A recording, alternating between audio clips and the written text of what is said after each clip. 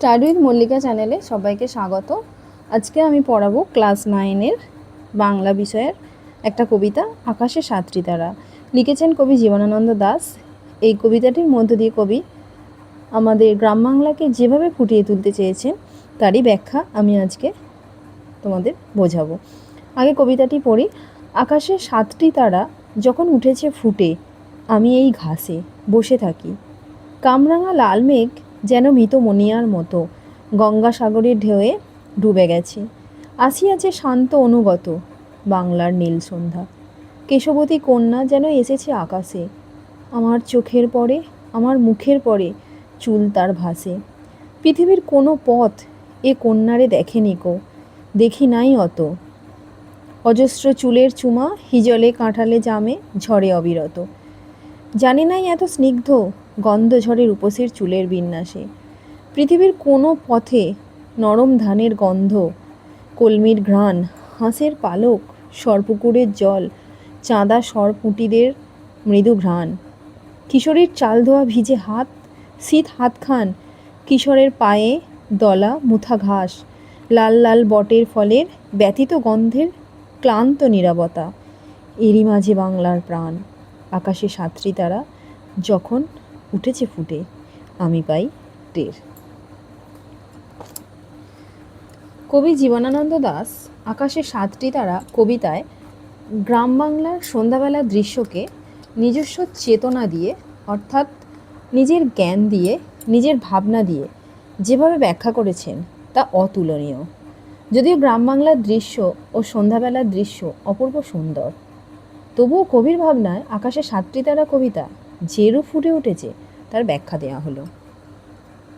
কবি সন্ধ্যাবেলায় মাঠের মধ্যে যখন বসে থাকেন তখন দেখেন আকাশে সাতটি তারা ফুটে উঠেছে।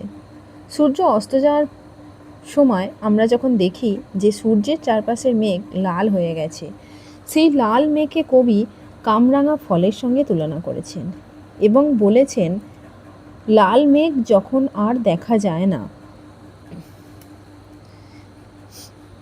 এখন কবির মনে হয় ওই লাল মেঘ গঙ্গাসাগরে মৃত মনিয়ার মতো ডুবে গেছে।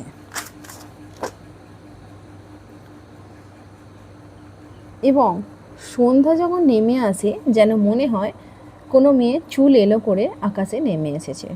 কবির ভাষায় শান্ত অনুগত বাংলার নীল সন্ধ্যার পর যখন আকাশ কালো হতে থাকে তখন কবির দেখতে অসুবিধা হয়, যেন মনে হয় কেশবতী কন্যার অজস্র চুল তার চোখের মুখের ওপর ভাসছে।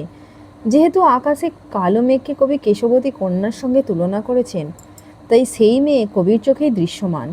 পৃথিবীর কোনো পথ এ কন্যাকে দেখেনি। কবির ভাবনায় সন্ধ্যার দৃশ্যকেই তিনি শুধু চোখ দিয়ে এবং মন দিয়ে উপভোগ করেছেন তাই নয়, ঘ্রাণেন্দ্রিয় দিয়েও উপভোগ করেছেন।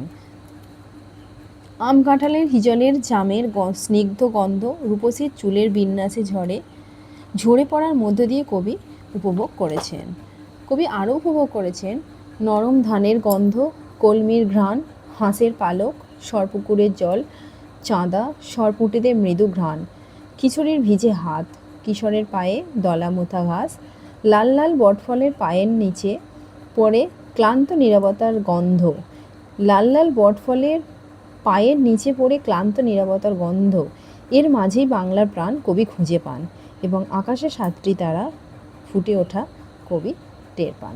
ভিডিওটা এখানেই শেষ করলাম। যদি ভালো লেগে থাকে লাইক করো, সাবস্ক্রাইব করো, পাশে থাকো। কোথাও বুঝতে অসুবিধে হয় অবশ্যই কমেন্ট করে জানিও। আমার যতটা ক্ষমতা আমি তোমাদেরকে হেল্প করার চেষ্টা করব।